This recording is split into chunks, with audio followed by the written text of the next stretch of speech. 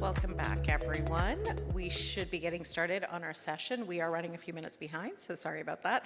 Technical difficulties always create some challenges in a live conference. So now we're going to have the session on the main stage is the Open Energy and Data Triage, bridging ideas between UK and Canada. Our moderator is Wilfrida Edward-Dolce. We have our speakers, Christophe Belanger, we have Josh Adario, and Gea Mikic. Please take it away. Thanks so much, Aman. And thank you, everybody, for being here. So my role over the next hour or so is to take you through this conversation with people much more smarter on this topic than I am. And we know that open energy has been an emerging node within the open data ecosystem that really exemplifies how we can leverage private and public partnerships to do what open data is meant to do, to pool collective ideas and information to drive innovation, solve problems, and ultimately improve community outcomes. So we'll hear three perspectives that again will bridge the ideas between Canada and the UK to demonstrate how we can advance this budding part of the agenda as a global community. So first we'll hear from Christophe, who will share the history, use, ambitions, and needs of open data at Hydro-Québec here in Canada.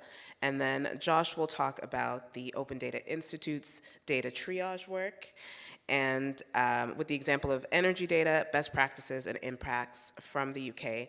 And then Gea will talk about Icebreaker One's open energy and open market architecture experience. So with that, we'll start with you, Christophe. Take it away. Thank you, Wilfrida. Can we just show the slide, please? So, hello and welcome. Like Wilfrida said, I'm Christophe Bélanger from Hydro-Québec. I'm delighted to be here to talk about some of my favorite topics these days: Hydro-Québec, open energy, and data triage. I will try to be brief and fit in the 10-15 minutes that they allowed me to do, which is not an easy task, not that easy in French, but I think it will be easier in English. We'll take a quick look at what is Hydro-Québec, when the Open Data Initiative starts, where is it now, and some of our ambitions. So what is Hydro-Québec? Hydro-Québec is a generator, transmitter, and distributor of electricity for the northeastern North America. It's wholly owned by the government of Quebec, and it's the North America's leading provider of clean energy.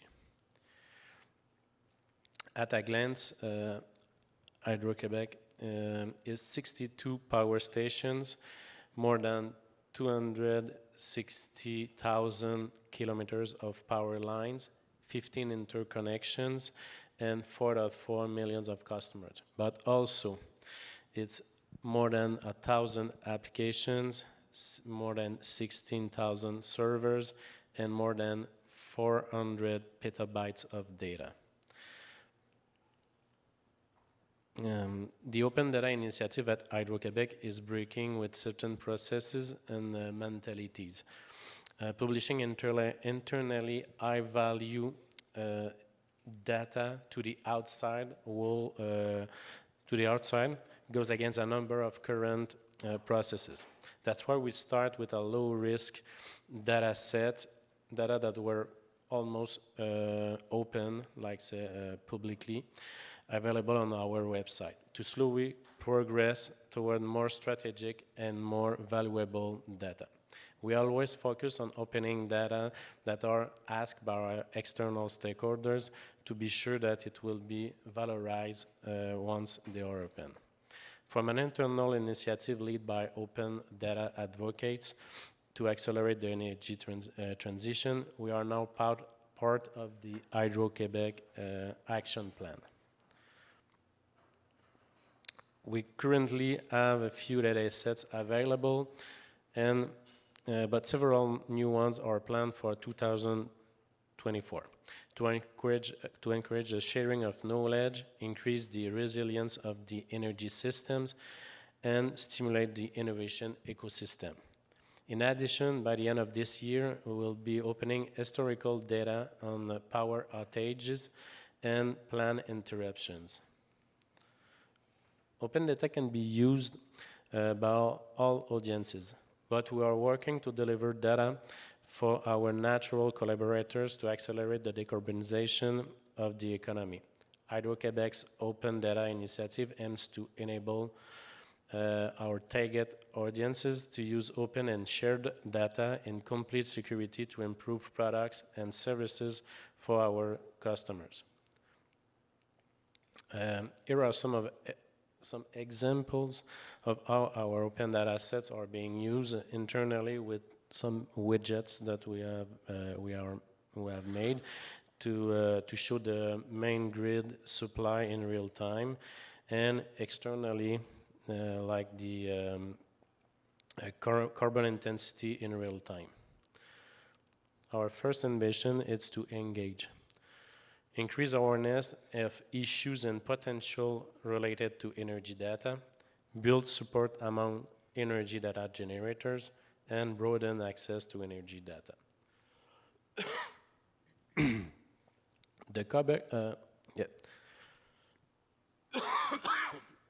Excuse me. The Quebec government plan for green economy is ambitious. All stakeholders in the energy system must be committed to achieve this objective, and energy utilities are needed to make active contribution to achieving the target for reducing green gas emissions.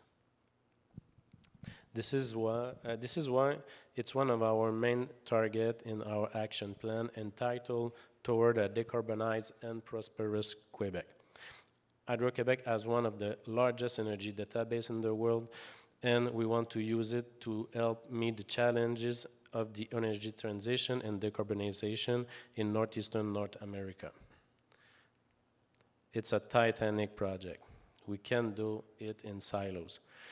The energy demand to be decarbonized is two times the current household demand in Quebec. This transformation will require a complex and coordinated implementation involving all stakeholders to achieve this ambitious and necessary objective. In Canada, we also have an ambitious objective that is necessary. An emission reduction target around 40 to 45% below 2005 levels by 2030. The energy demand to be decarbonized is two times the current household demand in Canada. It's also a titanic project. We also can do this in silos. This transformation will also require a complex and coordinated implementation involving all stakeholders to achieve this ambitious and necessary objective. But actually, no government target on track to be achieved. That leads to our ambition number 2, collaborate. Provide support for data opening based on the various risks. Provide an open and collaborative, trusted environment for all stakeholders, and set ambitious objectives. As a major player in the energy industry, we recognize the importance of sharing our data to facilitate research, innovation, and informed decision making. By supporting the democratization of data, we also encourage the emergence of a culture of transparency and openness in the energy sector. It's the solution to developing more sustainable, efficient, and reliable energy system. We all need to unleash valuable data to change trends. Now that you are more engaged, how can we all collaborate to achieve our objectives? Let's take a look at best practices in the UK built around data spectrum, risk assessment, and open data triage. Thank you very much, Christophe. So as Christophe said, I'll be talking today about our open data triage process. But to do that, I want to give a little bit of background on where things have come from in the UK. So if we backtrack to 2019, we had the Energy Data Task Force in the UK come up with this new strategy for the energy sector called a strategy for a modern digitalized energy system.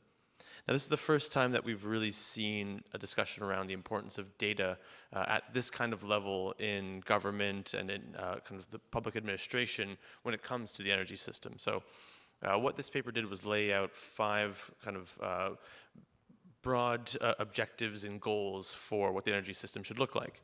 The biggest part of that is, of course, the digitalization of the energy system. So, bringing that all into a datafied realm.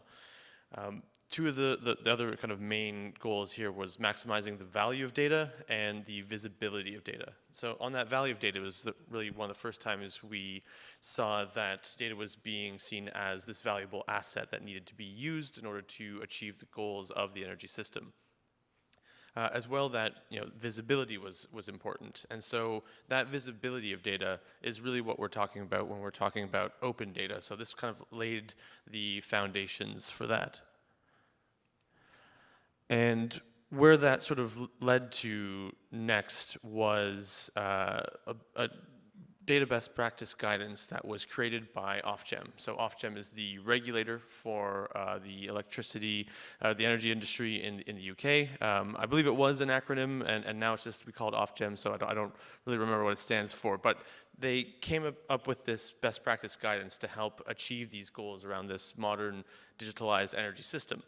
I'm not going to go through all 11 of them, and they're written as sort of legalese, so it's not the most accessible. But the kind of key one there at the end was around treating all data assets as presumed open. Now, this is actually a complete reversal into how things were managed in the energy system beforehand.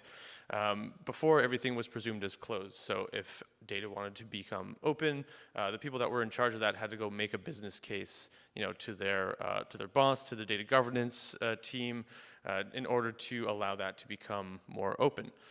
Now, the opposite is true. So all data must be considered to be presumed open, and if you want to reduce its openness by making it only shared or closed internally, you have to then make that case. So that's a pretty big ask of the energy industry to completely change the way it handles data, essentially. And so what some of the energy networks did was come together as part of the Energy Networks Association and come up with a way to do that as a sort of best practice for everyone. And so what they titled that was Open Data Triage. And this is, at a high level, sort of what that looks like. There's a few kind of key elements to it. So there's, your typical thing around identifying data sets. And then the bulk of it is really on sort of assessing the risks across a few different categories there. So legal and regulatory, commercial, reputational, ethical. And then mitigating those risks in a variety of different ways, from aggregation to anonymization techniques and other privacy enhancing technologies, or restricting access and openness. So looking at shared and closed options. And that all leads to the sort of publication of open data. And that's the kind of the broader process that is now in place, that now every kind of energy network and energy company within the UK uses when they're opening up data. So what I want to go through is sort of a few of the kind of highlights of this and how we've been working with this methodology and delivering value through it. And we've had the opportunity to do some of these bits with Hydro-Québec and Christophe's team over the last year. So when we talk about data set identification, there's not too much in the initial triage guidance about this. But what was really wisely done when that guidance was published was that it was published under an open license. So we can take that methodology, we can then update it with our tools and methodologies, which are also open, and make that overall more valuable thing. So what we've done around this sort of data set identification and prioritization piece is bring in our methodology of data ecosystem mapping. So this is essentially the visualization through a map of a data ecosystem so we can understand where data creates value. So it helps kind of understand what the key organizations are that are involved in collecting, stewarding, using data, and see how these value exchanges between data and, say, services or money or insights can then help to kind of solve wider challenges. So what that looks like in practice is an example here from the energy system, one small fraction of it in the UK. And what this is meant to show is how the greater use and access of solar panel data can help drive value to customers, households, and throughout the energy system. So that's a really hard thing to describe, and we can make that a bit easier by showing how data flows through different actors and the different types of value that it creates. So we can see in the left-hand side the beginnings of that data flowing through different organizations and really transforming when it gets to Open Climate Fix, which is the sort of hero of our story, if you want to say. They're a nonprofit that uses open data and open source code to kind of essentially help with the net zero transition. And they've taken that data and other open data and created sort of open software that is used by the transmission organization of the UK called National Grid. And then they take those insights and imbue it into their services so that they're providing better services, more decarbonized services down the line of the supply chain in the energy system all the way to the end customer. So that's something that can be quite difficult to describe in detail, but showing it in this way helps us understand what data we can sort of identify and prioritize based on what we can do with it, and how we describe how we do with it is through that ecosystem mapping lens. We have a more simple one that we sort of drew up for Hydro-Québec when we were kind of pitching the idea of using this within their own triage process. So you can see here we've kind of kept it a bit more simple by picking the right sort of climate or net zero valuable data sets and providing that as open data. You can imagine that academic researchers could then use it, combine it with other open data from, say, government open data portals or Climate Data Canada, provide insights to policymakers who then can drive policy to change how businesses work, ultimately improving the quality of life for citizens. So through this sort of mapping process, we think that we can really improve that data triage to understand how to identify and prioritize data sets based on the value that they can drive. But the real meat of the triage process is around sort of risk assessment and mitigation. So through this, there's a sort of four-step process that we've then created and built off the original in order to help organizations reduce risk when publishing data. So that includes sort of assessing the risk itself, and we've created an open tool that anyone can use for that. Conducting an ethical review, so that it's a bit trickier to understand the ethical concerns around open data than it is, say, strictly the legal ones or maybe the commercial ones. And we've managed to sort of bolt on our other open methodology around the data ethics canvas for this. Then you go through the determining of mitigations and finally to implementing those mitigations. So I won't spend too much time talking about our own tools in this sense, but to help organizations with this process, we created the data sharing risk assessment workbook, which you can find on our website. It's openly available, and it basically helps take that advice that is from the data triage process and turns it into a more actionable thing that organizations can work on internally, or sort of open data champions within their organizations can bring to their work and bring to their workplace around that, and goes through those lenses of legal, regulatory, commercial, reputational, and starts to touch on ethical. But we found that the ethics space is really big, it's complicated, and it needs a bit more than just one sort of piece of guidance can help. And just briefly, when we say data ethics, we mean sort of this branch of ethics that evaluates data practices with the potential to impact on people and society in data collection, sharing, and use. And so to help with this element, and this is being implemented by Energy Networks in the UK now, is our data ethics canvas. So this is, again, a sort of open methodology that we've created that helps organizations that want to use, collect, access, share, publish data to kind of ask themselves the right series of questions to minimize the harms and maximize the value of doing so. And this goes through sort of a number of different, very colorful little bubbles, but it kind of boils down to kind of four main areas. And that's around data, impact, engagement, and the process. So, first off, we challenge people to kind of really assess the data that they're using, holding, accessing. Do they understand the data sources correctly, their limitations, the rights around those data sets? And then, what's the impact that can happen? And yes, we want to focus on, the positive impact of making things available and the negative impact of not making things more open. But also, what are the risks around increasing access to that data and how can we mitigate them? We then have a section on engagement, as a lot of ethical risks stem from not engaging with the individuals and communities and sort of people and organizations that are impacted by it. And then from that, we go into some, very concrete next steps of what are the processes that you can take. So this is all part of that ethical review that we see as really integral to a data triage process and opening up data. But I think what's also really important to note is that with this triage process now being out and with open data being published, some of the impact stories that we see from that. So going back to the data ecosystem map example that we have, once this small, plucky little nonprofit called Open Climate Fix started using and publishing open data in code that the national grid, so that the transmission authority could use, they partnered together and are now working together in a commercial agreement to increase the sort of accuracy of forecasts for using solar power in the UK. So the UK isn't blessed with a big hydroelectric regime like we have here in Canada. They use a lot of gas, a lot of greenhouse gas burning plants. And though the UK isn't the sunniest place in the world, it does still get a decent amount of sun. So, being able to predict when that is really helps drive the net zero agenda there. And if everything kind of goes according to plan, they're expecting, around cutting 100,000 tons of CO2 per year. So this is a huge thing that open data is really driving in the UK.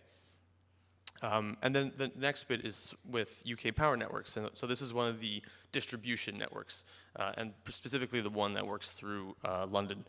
So with their sort of open data portal in place that has been able to be created because of the triage process, they joined the Industry Data for Society partnership that's being led by Microsoft, and were able to engage in the Data for Local Environments Challenge. So that was using open data to improve local environments through things like net zero goals. So this was a really big success. We had some great participants in this that the ODI helped with. And this is, the winning participant used a combination of open data, but a major part of that was from the distribution network to help calculate the total renewable generation in each local authority in the UK and estimate the reductions in emissions that could happen given the sort of dimensions and availability of the energy sector in those local authorities. So. Again, we see open data driving innovation and driving, kind of data collaboration amongst a variety of organizations, within the tech space, within energy, to really beneficial goals around net zero. So those are some of the kind of concrete ones, and I'll finish off with two small policy topics that are being talked about now. So the success of that last paper of triage, of the openness in the energy sector has kind of brought this data task force together again to reassess what can be done next. And now we're seeing that open data is not just about making the energy sector work better, but it is a really core pillar to a decarbonized digital energy system. So, in the span of, let's say, 3 or 4 years, we've gone from not really hearing about open data in the broad topic of the energy sector to it being one of the leading things for net zero, which is, the biggest challenge in the UK around the energy sector. So, this is a really monumental change. It really shows the value of open data if it kind of gets the right support and backing that it needs, and we're seeing that impact. And so what's next for us is moving beyond just open data and looking at what we call smart data. And that is really about the trusted, secure sharing of personal data with a variety of different sort of actors in the ecosystem that can provide services from this. So this is ensuring that a digital infrastructure is built with consented systems where you have sensitive data being used at the express will of individuals who have rights over that data in order to kind of create services and drive policy. So this is sort of the next frontier now that open data is reaching a state of maturity.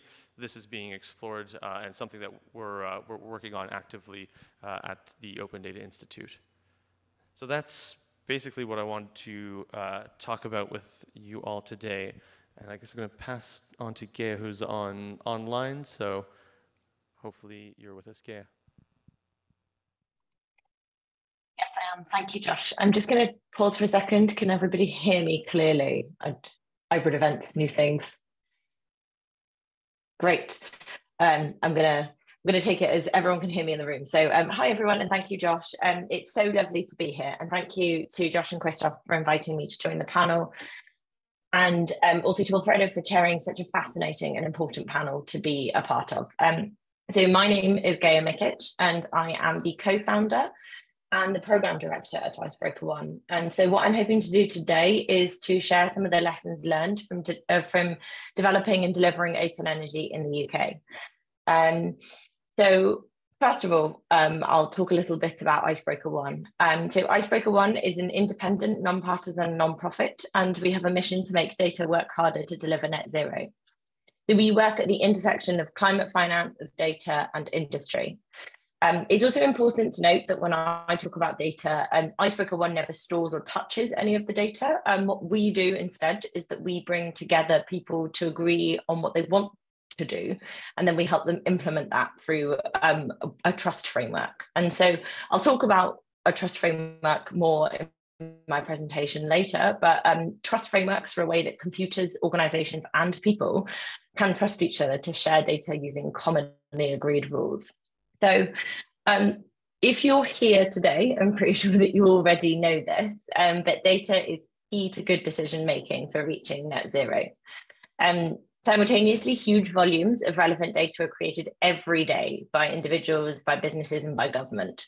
But right now it's really hard to find and access the data that we need. And this is because there are powerful cultural, technical, legal and commercial barriers that stop it from being shared, which means that it's actually massively underutilized. So at Icebreaker one of the things that we aim to do is we break down these barriers. So our goal is to make it easy to find, access and to trust the data that we need in order to reach net zero. And so really importantly, collaboration is at the heart of what we do. So as I mentioned already, we bring people together and organizations to develop data use cases, identify barriers to data flow and co-define the commercial, legal and the technical rules for data sharing. We call this process icebreaking. Josh, if my slides are up in the room, can we please skip to the next one? Thank you. I'm assuming they're there. Open Energy, which is one of our flagship projects that I'm here to talk to you about today, is a really good example of this whole process in action.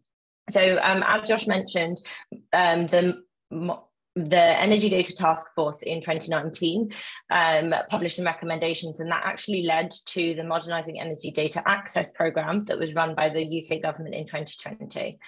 And this is also the programme that catalysed the energy data best practices, but it's also how we ended up running a project called Open Energy. And so under Open Energy, Icebreaker One brought together over 300 people to change the way that we share energy data in the UK. So if any of you have your phones on you today and you go to openenergy.org.uk, you'll be able to search for more than 30,000 data sets within seconds. You'll be able to see if they're open. You might be able to see, you'll be able to see kind of some tags about them, maybe some useful information. And so I really encourage you all to do that, by the way. But Open Energy is a project that's really, really close to my heart, as it was one of the first that we ran as a small organisation that had just started out in applying the rules of and the lessons from open banking to solve for digitalisation in the energy sector. And back in 2020, when we started on this project, we actually worked with Open Climate Fix and Passive Systems, who Josh has already mentioned. And as Josh has also said, at the time, the biggest struggle was getting people to understand the difference between open and shared data and therefore what it could be used for. So the first thing that we did is we actually started with a core use case.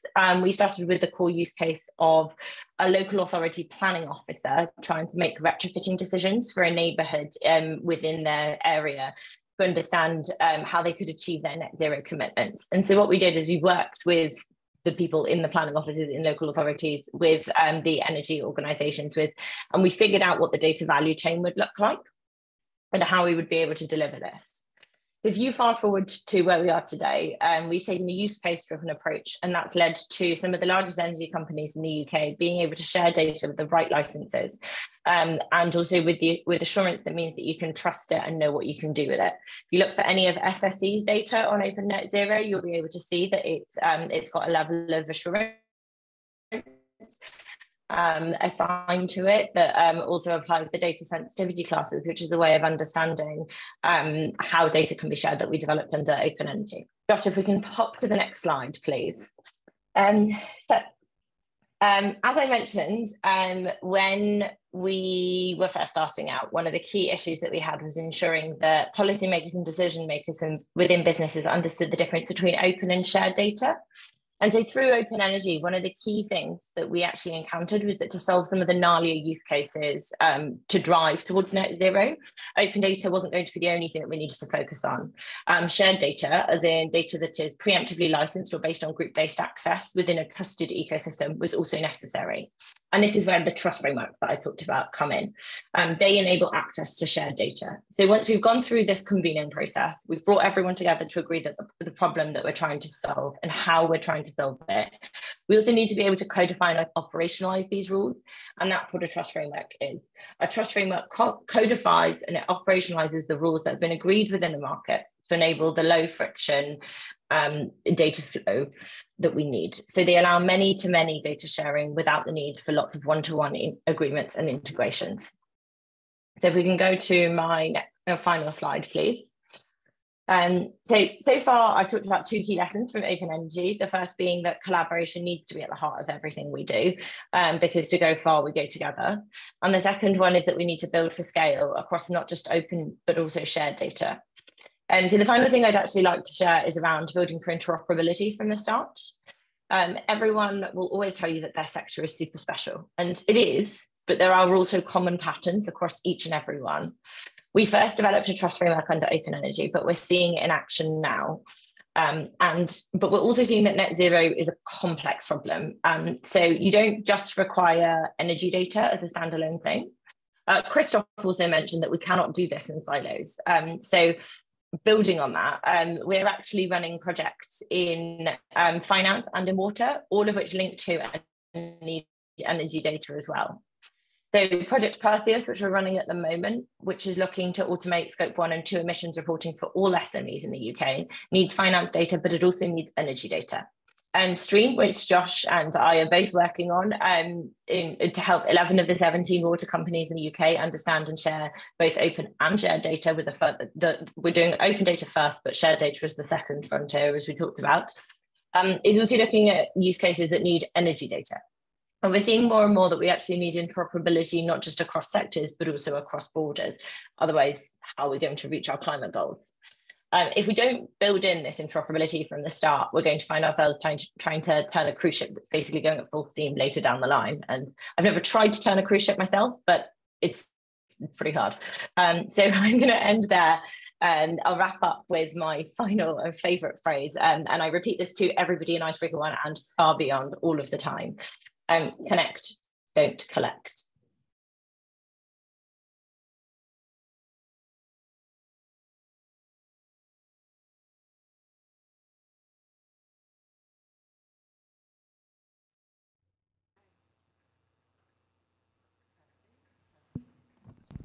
This one? Oh, we're back. We're back. Thank you, everybody.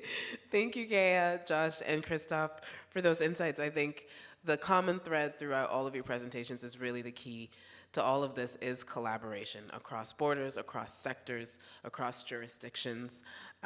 So we can start with the Q&A. I don't know if we have any questions online. Let's start there. Any questions from, no? Okay. Any questions here in the room?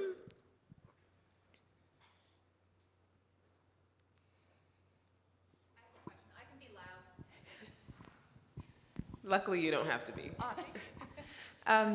So you mentioned that about 4 years ago, you saw a pretty significant shift in how the energy sector was starting to look at data and starting to really recognize it as an asset and being a bit more comfortable with moving toward open data. Was there something that you could say was the impetus for that shift in thinking and that recognition of the value and the sort of, I would say, a little less risk thinking toward data and seeing how it can be used? So I don't think there was any like big bang moment that brought it about, but I think it was a confluence of a number of factors. So by that point, the sort of open data movement in government in the UK was about 9 years old or so, and probably older if you ask people that have been working on sort of open source and stuff for a long time, and they've been proving out the value of that.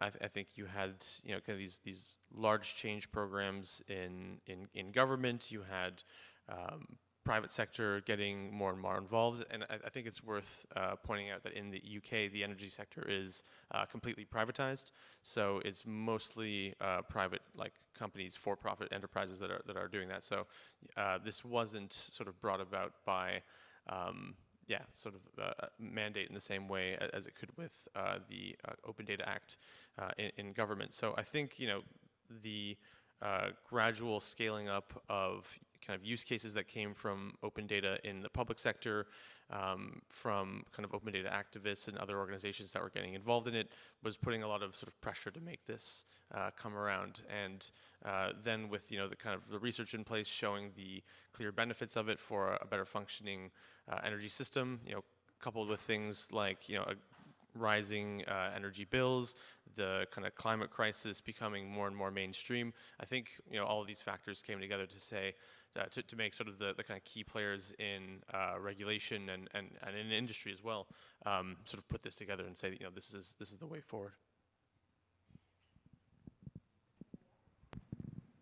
Any other questions in the room?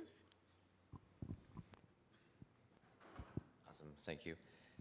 You showed, I think earlier, maybe it was Christoph during your presentation, a really nice kind of flow diagram, I think, from how open energy can kind of flow to researchers and academics, then to policymakers and kind of so on. And I was wondering, in the example of the kind of the UK example of Ofgem kind of regulating some of that data having to become open, if there was any examples from that experience of, I guess, that data then informing, I guess, potentially particularly researchers, academics. I know in the UK there's a committee on climate change that does a lot of that kind of analysis.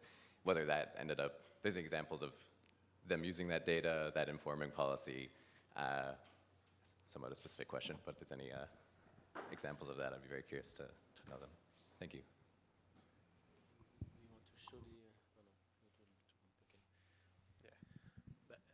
It was just it was an exercise that we did with ODI to flow the valuation of the data about all the stakeholders in the diagram. I think this is the one that we open data, we use other open data, and policies and university can use to make more oriented or more insight when they have to make a decision.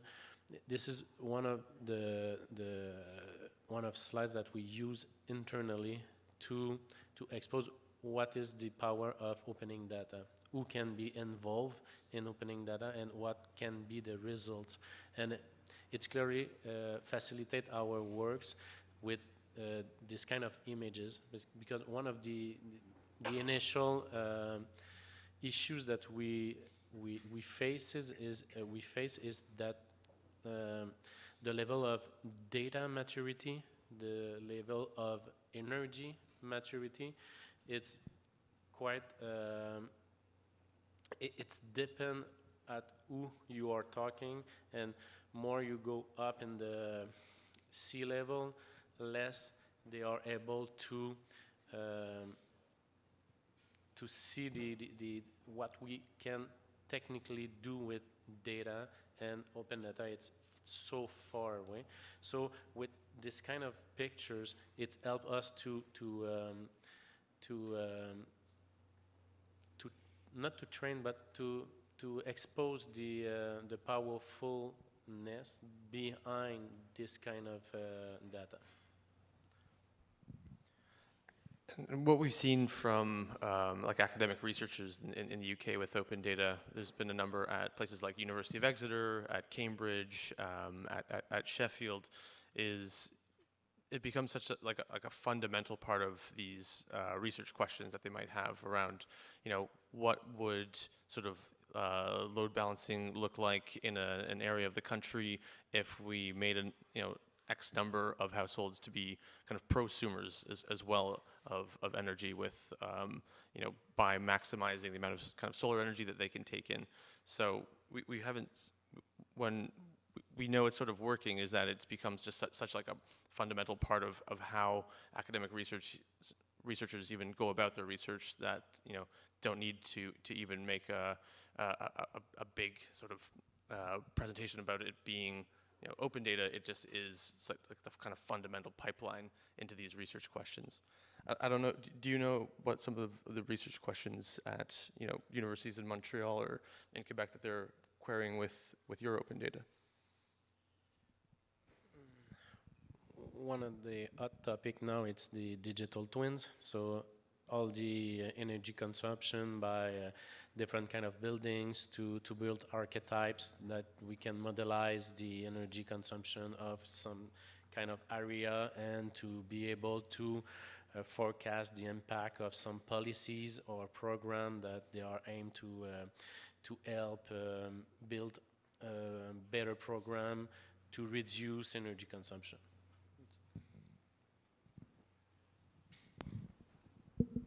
I do want to check in with Gaia to see if she has anything to add to this part of the conversation. Thank you. I guess I just really wanted to pick up on something that Josh said that I think is so integral. And this is something that we used to say a lot when we first started out at Icebreaker One. And it's a bit of a silly phrase, but it's basically innovation isn't sexy. As in, you know what you're doing is working when it's an invisible layer. And so Josh referencing kind of the fact that it's so standard now that universities will just build in open data into their research questions, or what you're saying, Christoph, around digital twins and how your open data is being used for that. I think that's like a huge success that really needs to be celebrated, because if it becomes business as usual, that means that we've actually achieved what we're trying to achieve. Thank you. Any other questions?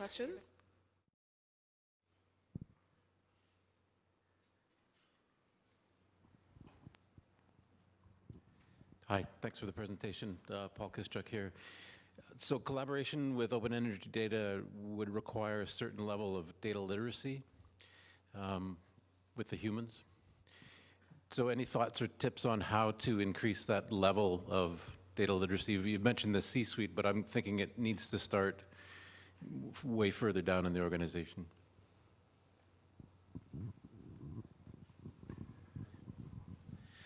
Thank you for asking this, because we are in the journey to put in place a data literacy program at Hydro-Québec, and the first thing is to identify who is our first personas.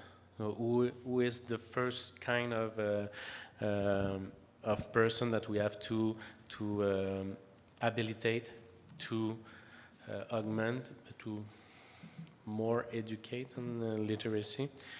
And it goes from technical to administration or C-level, to be able to not just ask your data scientist to do PowerPoint presentation or dashboards. This is not what you should ask your data scientist, and what they are supposed to be able to project themselves with all the new opportunities that data enables the specific field of the C-suite, or let's say,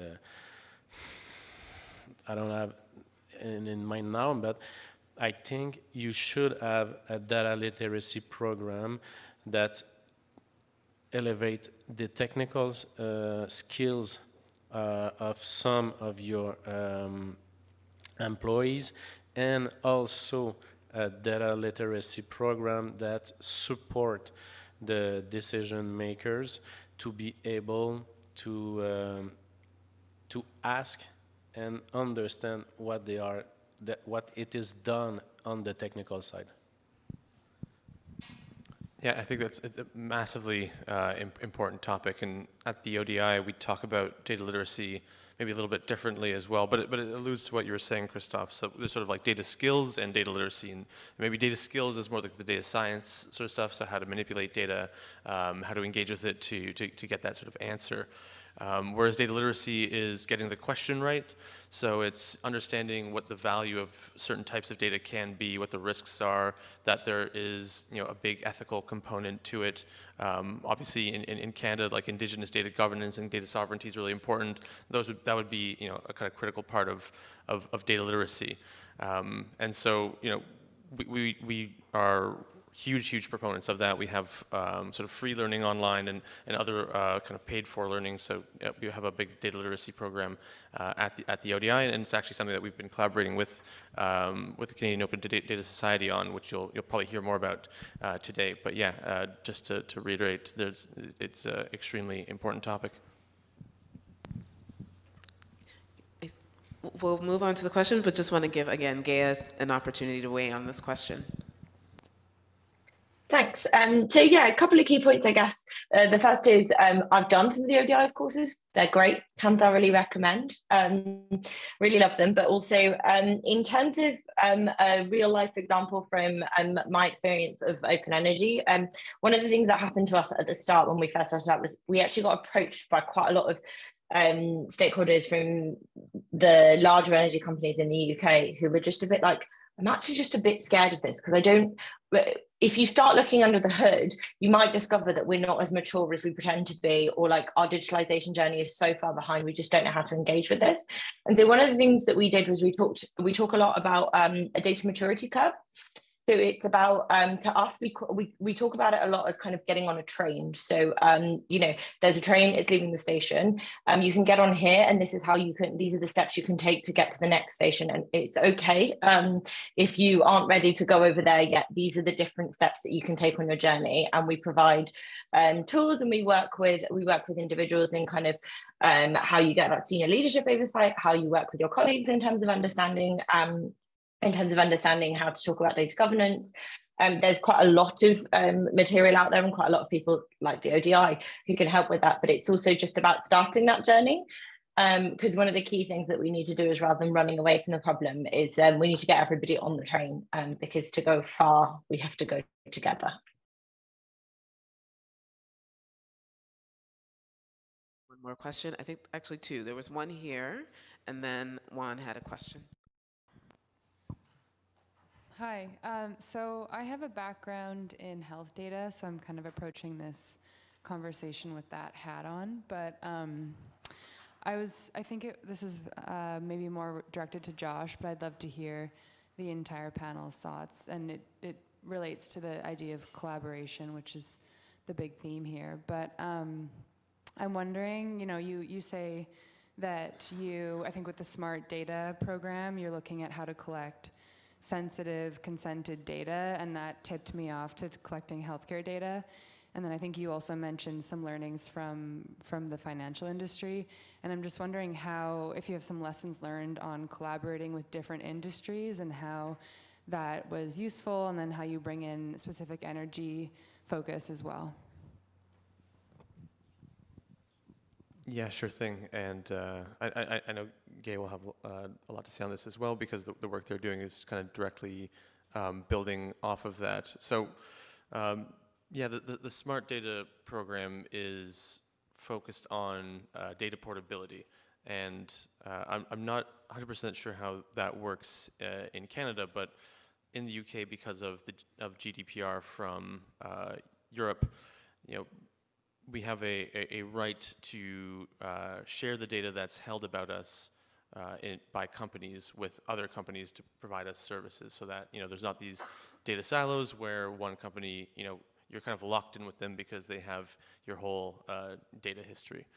And so smart data is a way to facilitate that using sort of digital infrastructure in a mature way. So in the finance sector, we have sort of open banking. So you have this open API ecosystem where you know, data is transferred securely from organization to, or shared or accessible between organizations in a way that is through this kind of larger consent mechanism.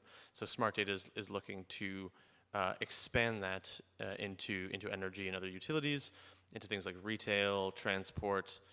I don't believe health is on the roadmap as of yet, but I believe there's a similar consumer data right in Australia, which has also started with finance, which is going to energy next. Stephen, I'm looking at you if you're going to nod if I'm right, and if it's then going to health after that. So it's the same sort of concept, and so I think that's kind of what it looks like. The collaboration aspect, I think, can be very difficult, to put it very briefly. So with the finance side, that was a very top-down mandate from a government regulator, and now with smart data, there's trying to be a bit more inclusive of industry and of other groups as well, to show the value kind of across the ecosystem. So incentivizing everyone. I see that we have 1 minute left, so I just want to give Gay a chance to also weigh in.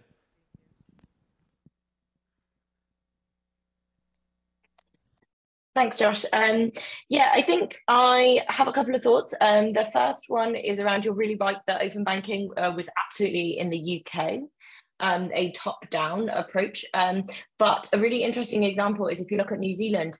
New Zealand was industry-led, and it launched with 80% market penetration on the day that it launched, and is now having a conversation with the regulator about regulating. So there are different forms of collaboration that you can, and different models that you can kind of draw on from the finance industry. As Josh mentioned, I am also working on Project Perseus, which is looking to leverage both open banking and open energy, and kind of take it one step further and start thinking about consumer permissions. Well, specifically for this, it's actually around SMEs. So it's how we can combine primary smart meter data with financial data in order to increase, in order to automate Scope 1 and 2 reporting for all SMEs in the country. So there are some really interesting things going on there. I can't comment on health data in the UK at the moment. I think it would not be, this panel is probably not the place for me to say anything on that subject, but I'm happy to talk more about Perseus if anyone would like, and also please do feel free to get in touch or have a look at the programme online.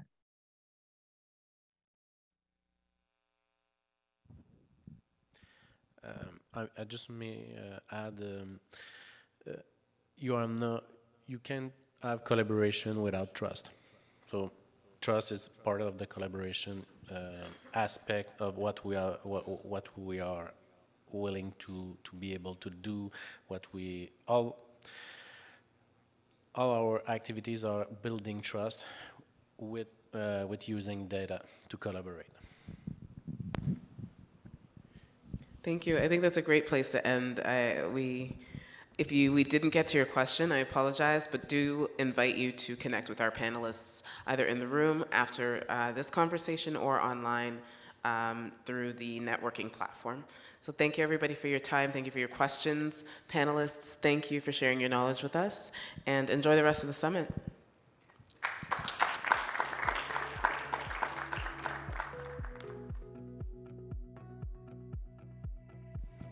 Thank you very much. So we are now about to serve lunch. It is noon. It looks like the other sessions are letting out as well. There's buffet set up at the back, and about midway through, I'll be inviting Eugene up to have that his announcements for the folks. So I hope you enjoy your lunch, and thanking our sponsors for providing it. We've got folks walking in. For people walking in, lunch is set up along the back in a buffet style. Please feel free to serve yourselves and help yourself.